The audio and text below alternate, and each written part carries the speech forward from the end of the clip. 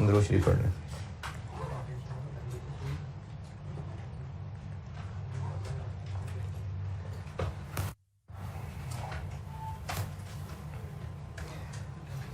Rectification of error आपसे कहा था मैं इखलाकन एक और करा दूंगा सवाल, तो अब इखलाकन एक कराना है। मैं इखलाक का चूँकि बड़ा अच्छा इंसान हूँ तो 2 करा देता हूँ। क्वेश्चन 3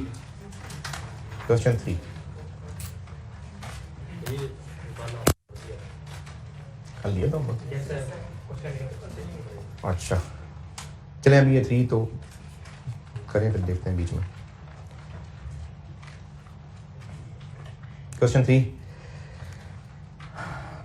एक साथ साथ ही पढ़ते जाते हैं। खैर है, रिक्वायरमेंट है रेक्टिफाइंग एंट्रीज, और स्टार्टिंग में बताया हुआ है कि सस्पेंस अकाउंट की क्रेडिट साइड पे 47090 डाल दिया गया क्योंकि ट्रायल में डिफरेंस आ रहा था। अच्छा, कल मैंने वो एंड पे बना नहीं सका था, लेकिन मैंने कहा था कि आप ना वर्किंग में सस्पेंस बनाइए ताकि पता चले नील हो रहा है कि नहीं हो रहा। उससे फिर खुशी होती है कि सवाल सही कर लिया। तो इसमें बना देता हूँ सस्पेंस अकाउंट। ये मैं कर रहा हूँ question number 3। Suspense account trial में डिफरेंस आया था तो उसकी वजह से क्रेडिट साइड पे 47090 ये डाल दिया था। ये वर्किंग में बना रहा हूँ क्योंकि रिक्वायर्ड नहीं है सस्पेंस अकाउंट, लेकिन बना लें ताकि नील हो तो खुशी हो और नील ना हो वही बात नहीं, आपने तो पूरी कोशिश की थी। Point number 1, purchase returns day book का, चलिए पॉइंट 1 पढ़े तो सही है।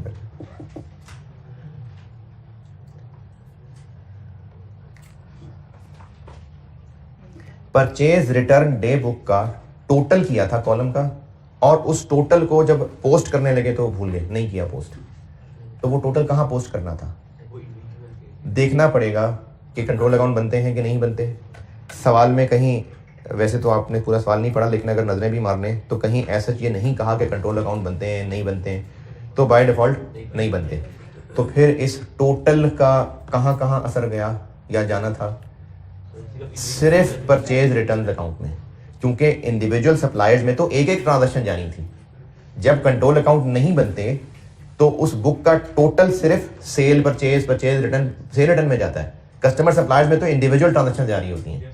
तो इसलिए ये टोटल अगर लिखना भूल गए तो कहां मसला हुआ, सिर्फ परचेज रिटर्न अकाउंट का मसला है।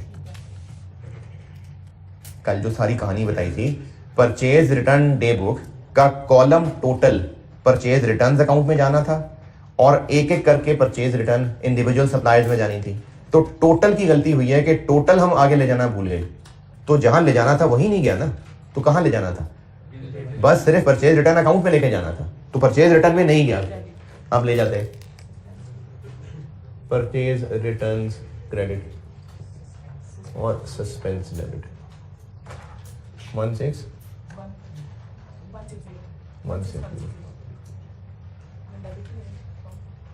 परचेज रिटर्न क्रेडिट होती है, वो मैं पहले सारा एरर ठीक कर रहा हूँ। ये वाली बात आई समझ के नहीं? कल जो मैंने सारे वो कंट्रोल अकाउंट की कहानी बताई थी ना, तो जब कंट्रोल अकाउंट नहीं बनते तो उस बुक का टोटल सिर्फ परचेज या परचेज रिटर्न या सेल रिटर्न में जाता है और इंडिविजुअल अकाउंट्स में एक एक ट्रांजैक्शन जारी होती है। तो अगर टोटल से रिलेटेड कोई मसला हुआ है तो वो क्रेडिटर डेटर में नहीं हुआ है, सिर्फ परचेज रिटर्न में नहीं लिखा गया था, अब लिख दिया। नंबर 2, डिस्काउंट रिसीव्ड था असल में, लेकिन वो डिस्काउंट अलाउड अकाउंट में डेबिट कर दिया। डिस्काउंट रिसीव्ड था असल में, लेकिन वो लिखते हुए डिस्काउंट अलाउड अकाउंट में जाके लिख दिया। इन्होंने कहा है डेबिटेड, अगर डेबिटेड ना भी कहते, ये लिखा होता कि डिस्काउंट रिसीव्ड था, had been posted to discount allowed account, तो डेबिट ही गया होता। तो डिस्काउंट अलाउड में फालतू डेबिट चला गया, क्रेडिट कर दें। असल में वो डिस्काउंट रिसीव्ड में जाना चाहिए था। कितना? असल में वो डिस्काउंट रिसीव्ड था, डिस्काउंट रिसीव भी क्रेडिट और सस्पेंस डेबिट 22।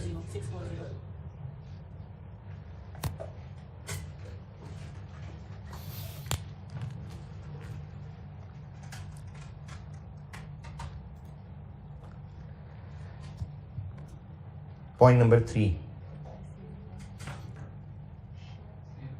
सेल्स अकाउंट यानी सेल्स का टी अकाउंट अंडर कास्ट हो गया, हैड बीन एडेड शॉर्ट यानी टोटल कम हो गया। सेल्स का अकाउंट, सेल्स अकाउंट 10,000 से कम टोटल हो गया, क्योंकि बैलेंस स्टाइल में लिखने थे तो सेल्स अकाउंट 10,000 कम गिना गया, तो और कर दें क्रेडिट डेबिट, क्योंकि सेल्स तो है ही एक इनकम, क्रेडिट होती है। सस्पेंस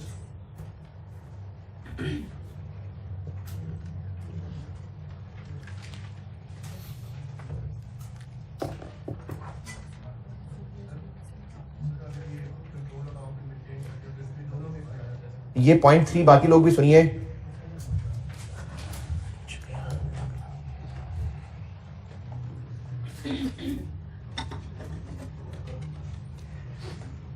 ये बाकी लोग भी सुनिए एक बार ध्यान से। सेल्स डे बुक अगर कंट्रोल अकाउंट नहीं बनते तो इसमें जो इंडिविजुअल सेल्स लिखी हुई हैं वो इंडिविजुअल कस्टमर्स के अकाउंट में,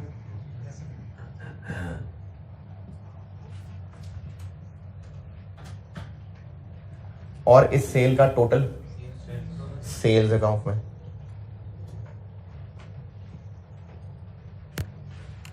और अगर कंट्रोल अकाउंट बनते हैं तो ये जो ए बी सी के अकाउंट हैं ये एक अलग रफ कॉपी में, और मेन सिस्टम के अंदर डेटर का कंट्रोल अकाउंट आ रहा होगा जिसमें यही टोटल पोस्ट हो रहा होगा। 3 नाम बोल रहा हूं, उनमें फर्क याद रखिएगा। ये है सेल्स डे बुक, इसको सेल्स जर्नल भी कहते हैं। ये है सेल्स अकाउंट यानी सेल्स का टी अकाउंट, और इन इंडिविजुअल कस्टमर्स के टी अकाउंट को अमूमी तौर पे यानी मिला के इनको सेल्स लेजर बोला जा रहा होता है। ये 3 अलग अलग नाम है। Sales day book, sales journal, ये बुक मुराद है जिसमें सेल्स रिकॉर्ड होती हैं, एंट्री हो रही है, रिकॉर्डिंग हो रही है। सेल्स अकाउंट, इससे मुराद ये वाला टी अकाउंट है, यानी सेल्स का T account, sales debit debit sales credit ये वाली sales, cash debit sales credit ये वाली सेल्स, ये सेल्स अकाउंट है। और ये जो इंडिविजुअल कस्टमर्स के सारे टी अकाउंट्स होते हैं इन सब को ओवरऑल मिला के सेल्स लेजर बोल रहे होते हैं। ये जो टी अकाउंट होते हैं ना, ये एक रजिस्टर होता है लेजर, उसमें बने होते हैं। इन इंडिविजुअल कस्टमर्स के टी अकाउंट का एक रजिस्टर, वैसे तो अब सब सिस्टम में ही होता है लेकिन हर जगह तो कंप्यूटर नहीं होता, और अभी मैं आपको किताबी नॉलेज ही दे रहा हूं। तो ये जो लेजर होता है ना, ये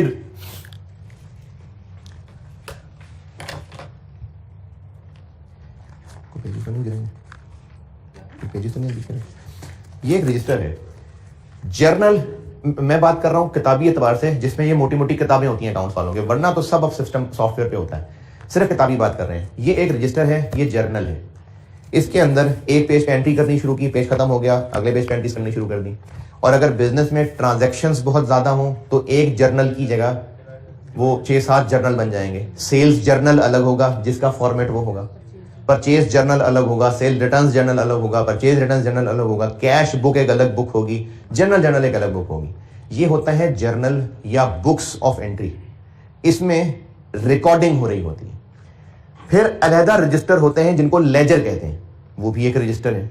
उसके अंदर क्या होता है, ये एक टी अकाउंट है, ये डेबिट साइड है, क्रेडिट साइड, सेल्स का अकाउंट, सेल रिटर्न्स का अकाउंट, रेंट एक्सपेंस का अकाउंट, डिस्काउंट अलाउड का अकाउंट, रिपेयर का अकाउंट, फर्नीचर का अकाउंट, जितने भी टी अकाउंट होते हैं इस रजिस्टर को लेजर कहते हैं। जिन इंडिविजुअल कस्टमर्स के टी अकाउंट खोलने होते हैं, जिस तरह आप एक अपनी स्टूडेंट लाइफ के अंदर कि मैथ की कॉपी अलग बना ली, फलाने की कॉपी अलग बना ली, तो जो इंडिविजुअल कस्टमर्स के टी अकाउंट होते हैं उनके लिए रजिस्टर ही अलग रखा होता है, चाहे वो इंडिविजुअल कस्टमर्स के अकाउंट अकाउंटिंग सिस्टम का हिस्सा हो, उनके बैलेंस ट्रायल में जाते हो, या चाहे वो रफ रजिस्टर हो। इनके अकाउंट्स एक सेपरेट रजिस्टर में बन रहे होते हैं और उस रजिस्टर को सेल्स लेजर बोलते हैं। इंडिविजुअल सप्लायर्स के टी अकाउंट एक अलग रजिस्टर में बन रहे होते हैं और उस रजिस्टर को परचेज लेजर बोलते हैं। तो ये सेल्स के वर्ड के साथ ये 3 नामों में फर्क रखिए। सेल्स अकाउंट मतलब सेल्स का टी अकाउंट, जैसे सारे 50,000 टी अकाउंट होते हैं, फर्नीचर का टी अकाउंट जो आज तक बुक्स अकाउंटिंग में करते आ रहे हैं, डेटर्स का टी अकाउंट, क्रेडिटर्स का टी अकाउंट, रेंट का टी अकाउंट, पीपी का टी अकाउंट जो आज तक बनाते आ रहे थे। सेल्स अकाउंट से मुराद सेल्स का टी अकाउंट, सेल्स जर्नल या सेल्स डे बुक से मुराद ये है और सेल लेजर, सेल लेजर से मुराद वो रजिस्टर है जिसमें ये इंडिविजुअल कस्टमर्स के अकाउंट बने हुए हैं। ये तीन अलग अलग चीजें हैं। इस सवाल के पॉइंट नंबर 3 में, error number 3, the sales account had been added short, ये इसकी बात नहीं हो रही है, ये इसकी बात हो रही है।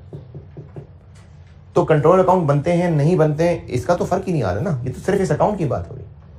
अगर कहा होता ना sales day book added short, फिर देखना होता है कि कंट्रोल अकाउंट बनते हैं कि नहीं बनते हैं। ये लिखा है sales account is added short, इसकी बात होगी। तो सेल्स अकाउंट सिर्फ सेल्स का है तो कम लिखा गया और ज्यादा कर दें, ये सेल्स को और ज्यादा कर दिए। यही पूछ रहे थे ना।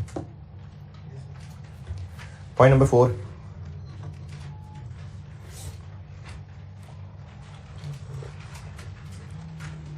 नहीं पढ़ा हुआ ना तो पॉइंट 4 उसके बोला है कि पढ़ लें।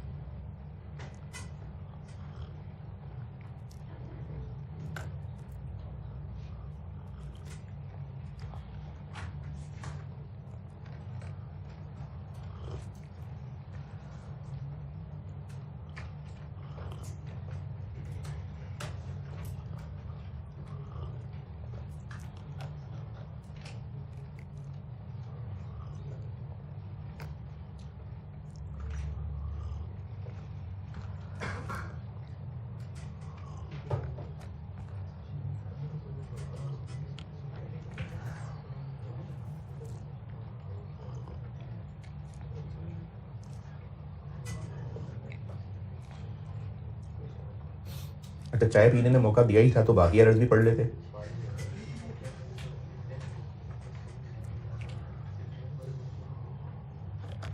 चलिए brand, point number 4, bank book cash book एक ही बात है।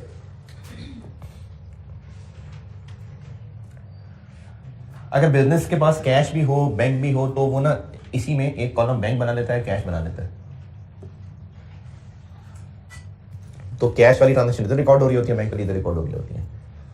ये कैश बुक है, एक एसेट बेचा और ये रिसीट साइड है, ये पेमेंट साइड है।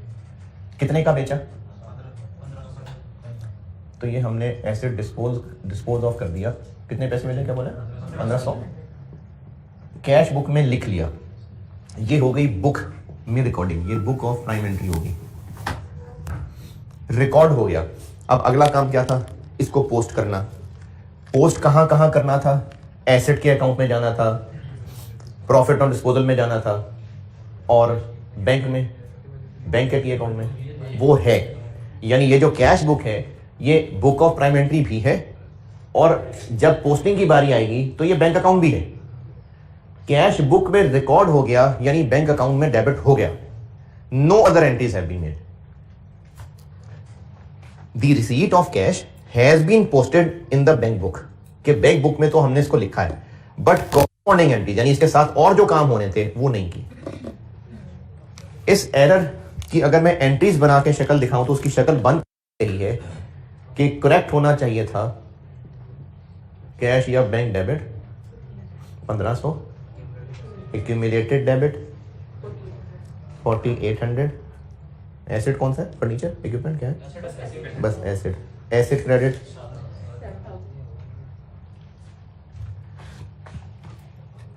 48 नहीं 5800।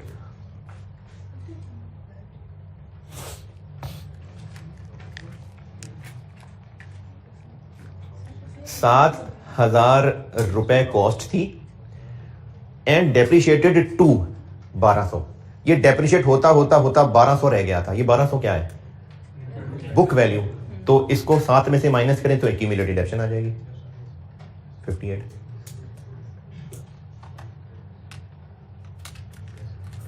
डेप्रिशिएटेड टू 1200, ये बुक वैल्यू है, तो -7 में से करेंगे तो ये 5800 एक्यूमुलेटेड आ गई।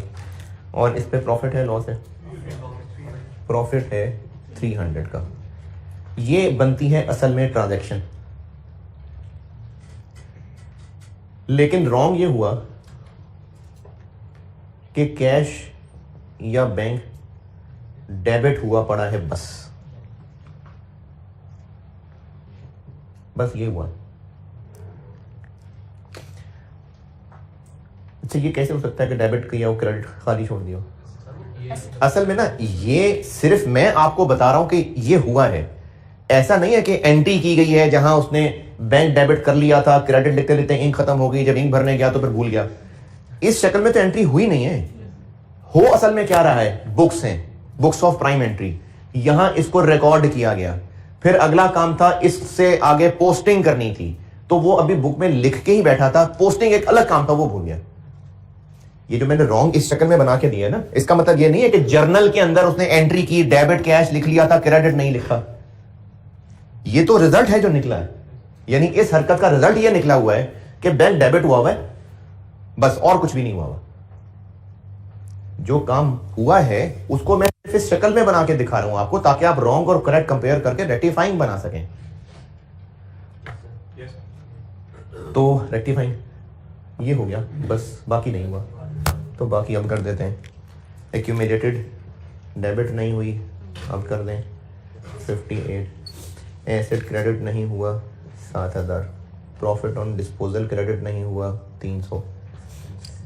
और अब ये जो खाली 1500 है, ये सस्पेंस आ गया।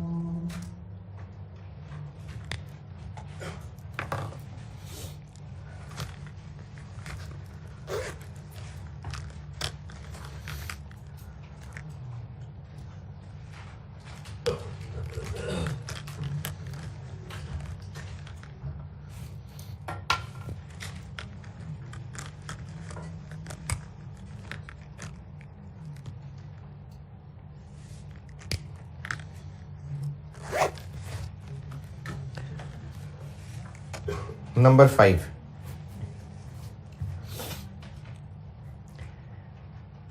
एक क्रेडिट सेल थी 1470, जो कि कस्टमर के अकाउंट में 1470 की बजाय 1740 लिख दी, और इतना जुल्म काफी नहीं था, क्रेडिट कर दी। कस्टमर के अकाउंट में सेल किस साइड पे आनी थी, डेबिट साइड पे। 1470 डेबिट करने की बजाय 1740 क्रेडिट कर दिया। तो दोनों को मिला के आप डेबिट कर देंगे।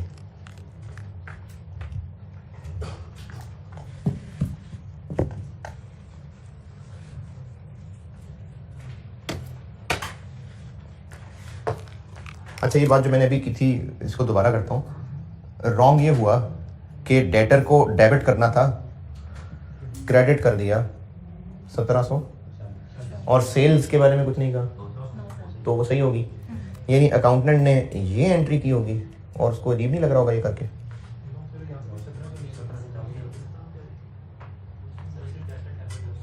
हैं जी, यानी ये एंट्री इसने ये की होगी, क्रेडिट क्रेडिट, और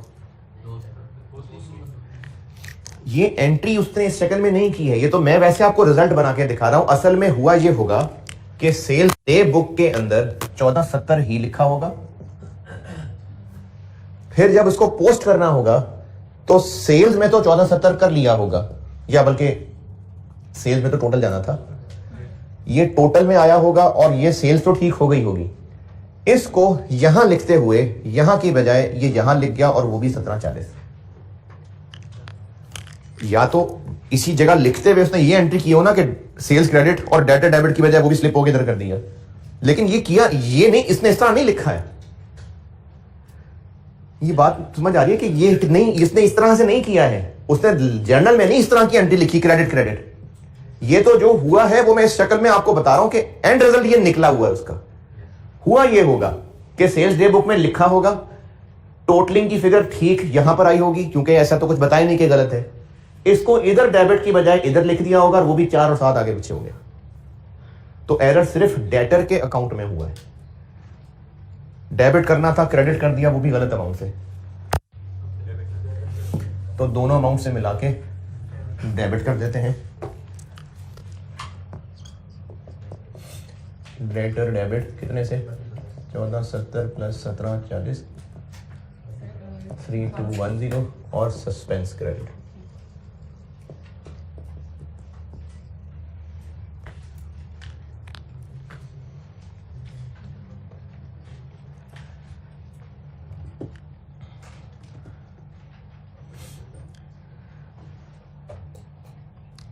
bad debt of 1560 has to be written off. Bad debt write off कर लें, bad debt debit debtor credit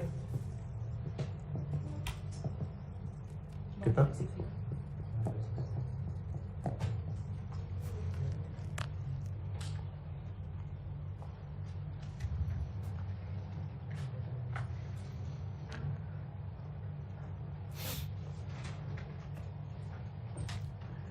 और प्रोविजन फॉर डाउटफुल डेट 10% पे बनाते हैं,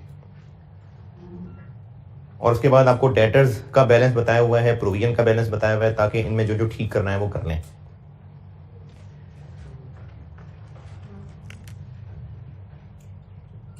डेटर्स का इस वक्त गिवन बैलेंस क्या है 23390, और प्रोविजन फॉर डाउटफुल डेट का इस वक्त गिवन बैलेंस क्या है 2320। हमने गलतियां ठीक की हैं, ये एक डेटर को किया है डेबिट और एक किया है क्रेडिट, और लास्ट वाला एरर डेटर का नहीं है, वरना पहले लास्ट वाला एरर भी ठीक करते हैं। डेटर सही कितना हो गया, अब सही डेटर्स कितने हैं 25। अगर सही डेटर्स ये हैं तो प्रोविजन भी फिर सही कितनी होनी चाहिए,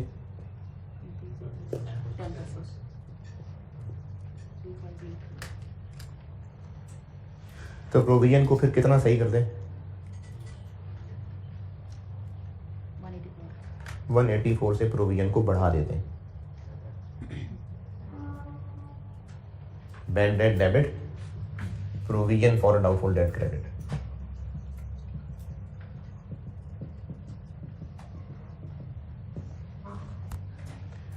प्रोविजन फॉर डाउटफुल डेट का भी बैलेंस बताया हुआ था, डेटर्स का भी बैलेंस बताया हुआ था। डेटर को सही किया तो प्रोविजन भी सही होगी, तो प्रोविजन इतनी सही होगी।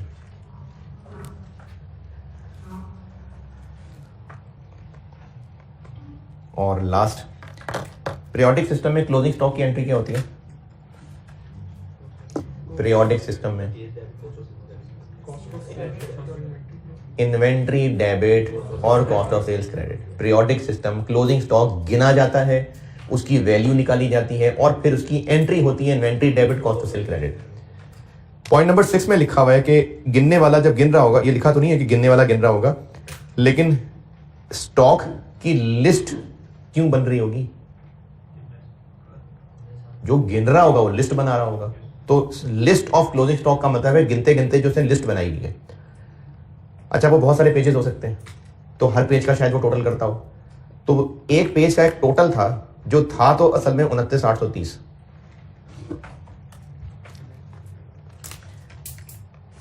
क्लोजिंग स्टॉक की ना गिनती हो रही होगी, और जो गिन रहा होगा वो कह रहा होगा ये वाले बॉक्सेस इतने हैं, लिख लिए, फलाने बॉक्सेस इतने हैं। स्टोर में फिरता जा रहा है, पेज खत्म हो गया, अगले पेज पे आ गया, फिर पेज खत्म हो गया, अगले पेज पे आ गया। अब ये सारी की सारी टोटल करेंगे तो वो क्लोजिंग स्टॉक है।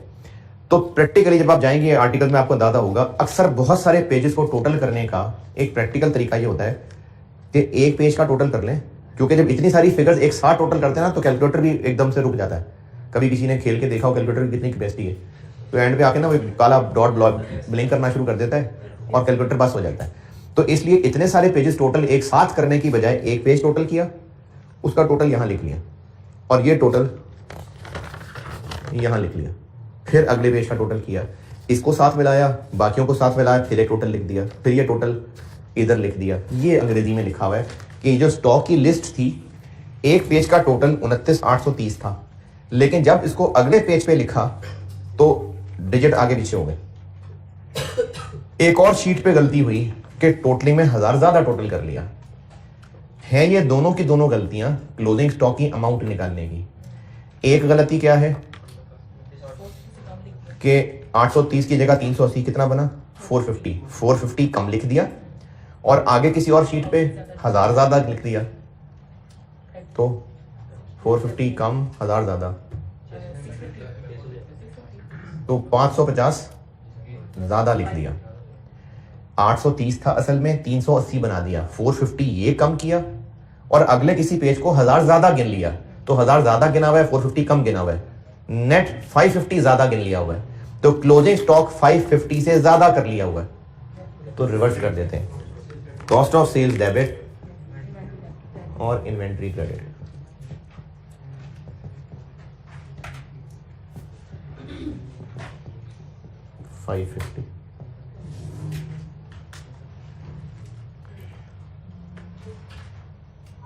और एरर्स हो गए सारे ठीक। और अपनी तसल्ली के लिए सस्पेंस अकाउंट बना के देख लेते हैं। ये सस्पेंस हो रहा है डेबिट, इधर फिर डेबिट हो रहा है, फिर डेबिट हो रहा है, फिर डेबिट हो रहा है, क्रेडिट हो रहा है। बस देखें,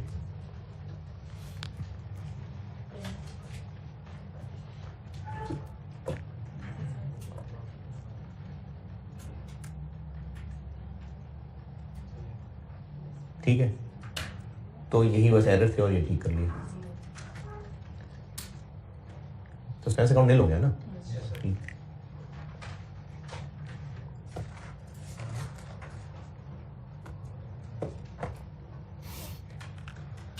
जी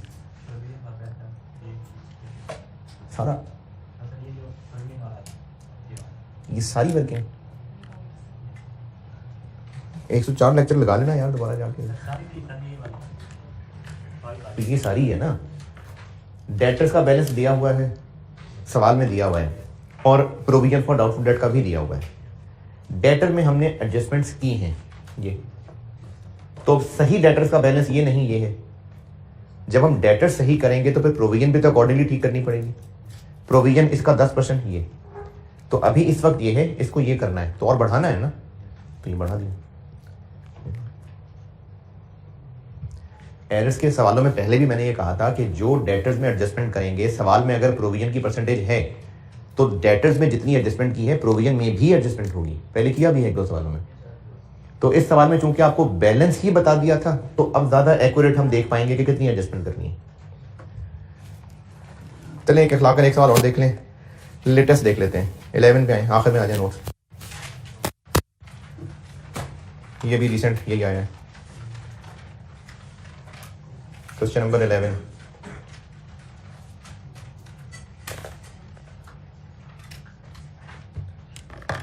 मून मार्ट पढ़ लीजिए।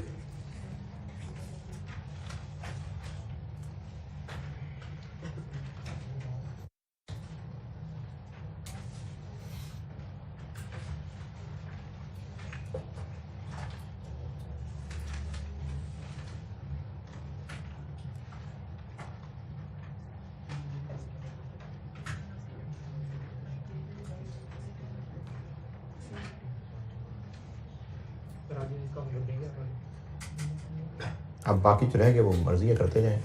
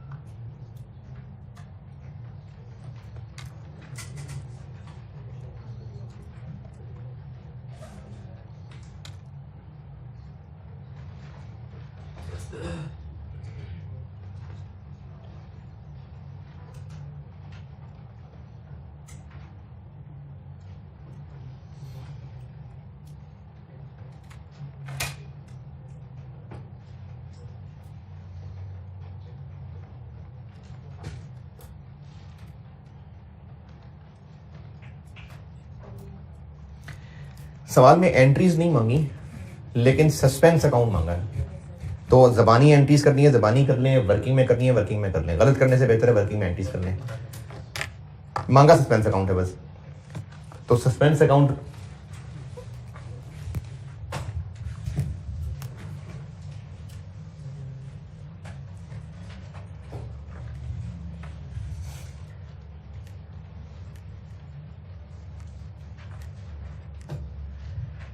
सस्पेंस अकाउंट मांगा है, लेकिन मैं रिकमेंड यही करूंगा कि आप ना वर्किंग में सही लेकिन रेक्टिफाइंग एंट्रीज बना लेना।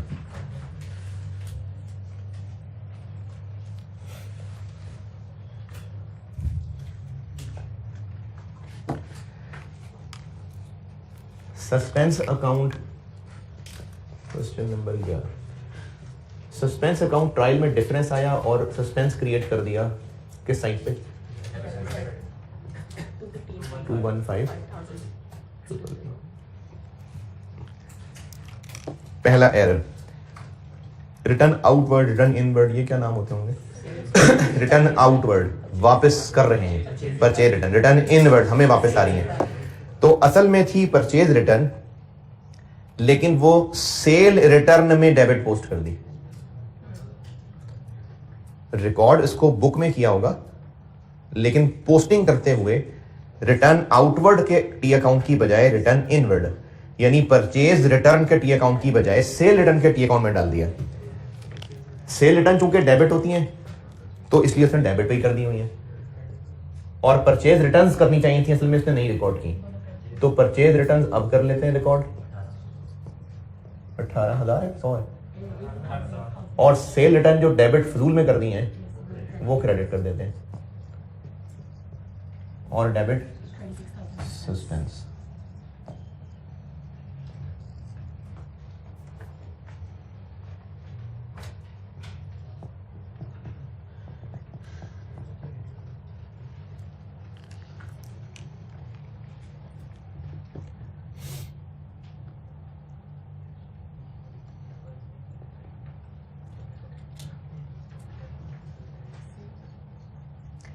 A sale invoice of 42,000 was posted twice in sales ledger, sales day book, sales account, sales ledger, sales ledger यानी वो डेटर्स वाले अकाउंट।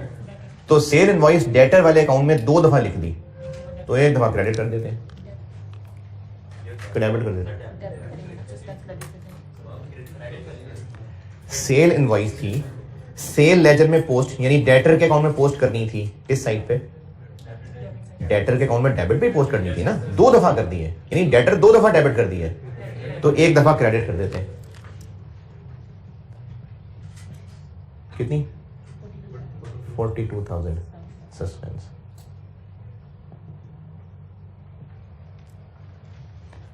सेल्स लेजर यानी डेटर्स के टी अकाउंट, उस पूरे रजिस्टर को सेल्स लेजर कहते हैं। तो उसमें पोस्ट करना था, मतलब डेटर के डेबिट साइड पे ले जाना था, 2 दफा ले गए, इसलिए 1 दफा credit.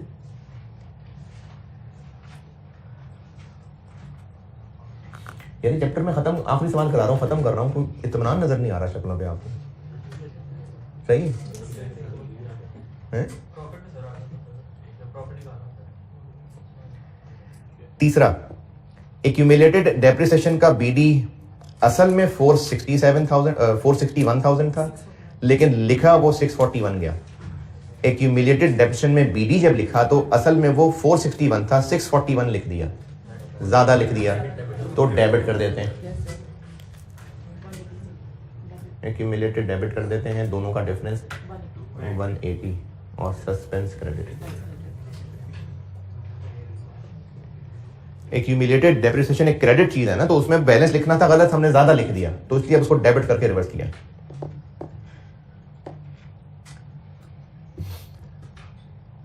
Point number 4, general ledger.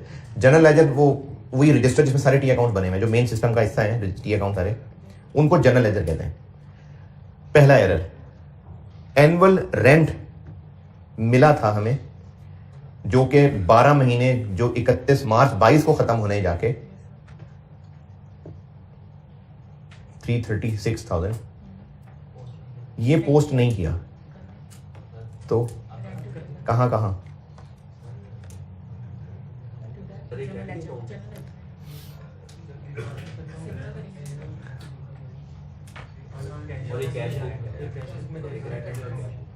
Cash book में तो लिखा गया ना, following entries in cash book.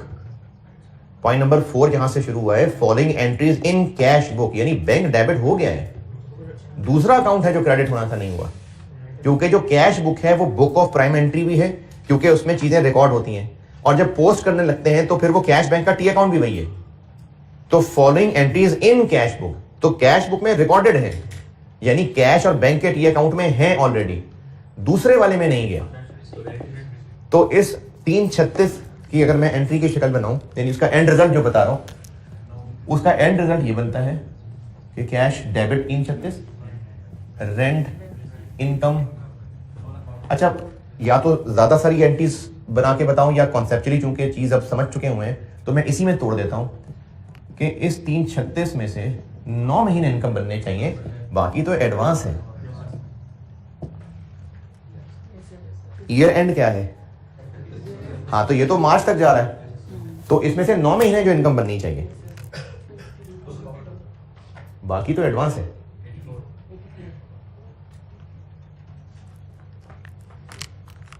तो कैश बुक में चूंकि रिकॉर्डेड है, यानी ये हो गया हुआ है, ये नहीं हुआ, तो ये अब कर लेते हैं। रेंट इनकम 252, एडवांस रेंट 84 और सस्पेंस 336।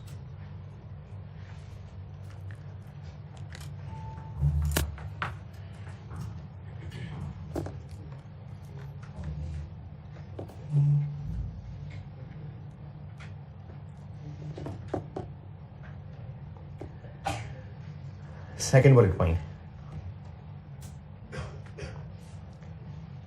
इक्विपमेंट खरीदा था, इक्विपमेंट डेबिट, कैश क्रेडिट। तो कैश तो क्रेडिट हुआ है, इक्विपमेंट डेबिट नहीं हुआ। अब कर लेते हैं,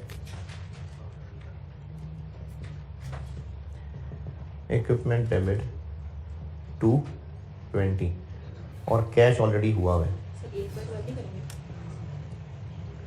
और जब भी पीपीई की गलती ठीक करेंगे, बारिश हो रही है, जब भी पीपीई की गलती ठीक करेंगे और सवाल में डेप्रिसिएशन की इंफॉर्मेशन भी होगी, तो डेप्रिसिएशन भी ठीक करेंगे, सबसे लास्ट में बताया हुआ है, तो फिर डेप्रिसिएशन की भी एंट्री होगी।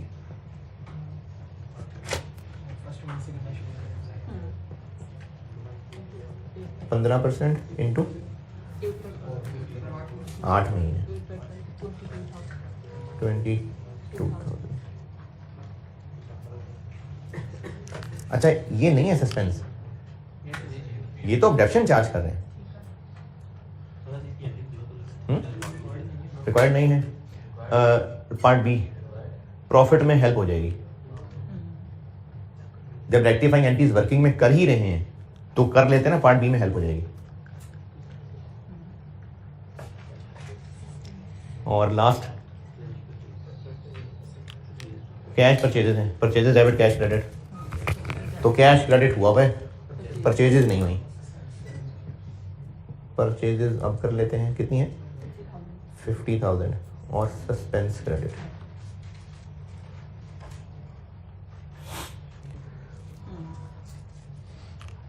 अब ये सारा कुछ वर्किंग से उठा के यहाँ डाल देते हैं। नंबर 2 में भी सस्पेंस डेबिट हो रहा है 42,000, 3 में क्रेडिट हो रहा है 180,000 और 4 में डेबिट हो रहा है रेंट 336। सस्पेंस में तो पूरा 336 ही है ना। और इधर इक्विपमेंट क्रेडिट हो रहा है 220 और फिर क्रेडिट हो रहा है 50,000। ये नील नहीं होगा। किस साइड पे? इधर आ रहा है, इधर आएगा कितना? ये जो 179 है ये अकाउंटेंट पैसे ले गया। ये जो है ना लॉस फ्रॉम एम्बेजलमेंट, ये एम्बेजलमेंट खुर्द बुर्द फ्रॉड इसको कहते हैं। तो वो कह रहा है जितना भी इसमें डिफरेंस आए वो ले गया अकाउंटेंट पैसे, फुर्द बुर्द हो गई, फ्रॉड हो गया, तो ये लॉस आ गया बैलेंसिंग फिगर, यानी suspense account credit, loss on embezzlement debit. यहां कुछ लिखना है तो करनी तो फिर भी एंट्री ही है ना, तो लॉस ऑन एम्बेजलमेंट डेबिट और सस्पेंस क्रेडिट।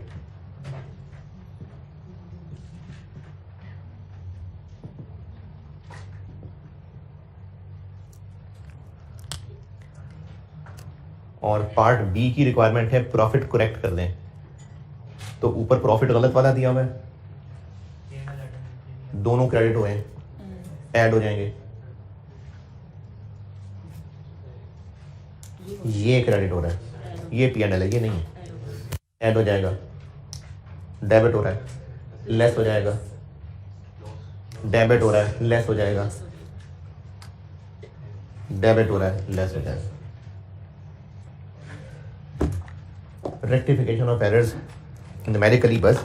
और एक ना मैंने फाइल रखी है उस पर पोर्टल पे आपके, इसमें एक दो पेज का टॉपिक है, उसकी मिसालें दी हुई हैं, आपने सिर्फ पढ़ना है उसको। ये टाइप्स हैं वो कुछ एरर्स की, यानी आप जैसे एक एरर होता है ट्रांसपोजिशन एरर, ट्रांसपोजिशन एरर, ये मुख्तलिफ नाम है, एरर्स की टाइप्स हैं। ट्रांसपोजिशन एरर इसको कहते हैं कि ये एरर क्या हुआ था, ये वाला 461 था, लिखते हुए 641 कर दिया था। ये जो डिजिट आ गई है पेपर में अक्सर आप लोग भी करते हैं, होता कुछ है, लिखते लिखते कुछ और कर देते हैं, इसको ट्रांसपोजिशन एरर कहते हैं। तो इस तरह से ना एरर्स के कुछ नाम हैं। एक होता है error of principle. Error of principle ये होता है कि असल में वो कैपिटलाइज होना था, अकाउंटेंट को लगा एक्सपेंस है, उसने एक्सपेंस बना दिया, ये असूली एरर है, एरर ऑफ प्रिंसिपल। इस तरह से एरर्स के कुछ नाम हैं, वो नाम अंग्रेजी में और उनके आगे मिसालें दी हुई हैं, ये आप वो पेज पढ़ लीजिएगा, ये MCQs में टेस्ट हो सकती है ये चीज़। ICAP की बुक से ही मैंने ना वो पेज कट करके आपके कोर्स में रखे, वो कुछ टाइप्स हैं, बस पढ़ेंगे और मिसाल देखेंगे और बस वो नाम याद हो जाएगा। आपको उनकी अंग्रेजी लिखने को नहीं कहा जाएगा। आपको मैक्सिमम क्या हो सकता है कि आपको एक एरर बताया होगा और पूछा होगा बताइए एरर ऑफ प्रिंसिपल है कि एरर ऑफ ट्रांसपोजिशन है, तो वो आपने वो लिस्ट पढ़ी होगी, तो उससे फिर वो MCQs हैंडल हो सकते हैं। रेक्टिफिकेशन ऑफ एरर्स खत्म, और इसको नोट करना है तो कर लें। जी जी, ट्रांसपोर्टेशन इनवर्ड का मतलब है जो हम चीज़ें खरीद रहे हैं उनकी ट्रांसपोर्टेशन है, तो ये तो परचेजेस का हिस्सा बनेगा। जो चीज़ हम खरीदते हैं, खरीद के और खरीद के लाने तक सारे खर्चे परचेजेस का हिस्सा होते हैं। और ट्रांसपोर्टेशन आउट है कि हम चीज़ें कस्टमर को डिलीवर कर रहे हैं, तो ये सेलिंग एक्सपेंस होता है। जी, ट्रांसपोर्टेशन इन, कैरेज इन, एक ही बात है। ठीक है, अब इसको बी करना है।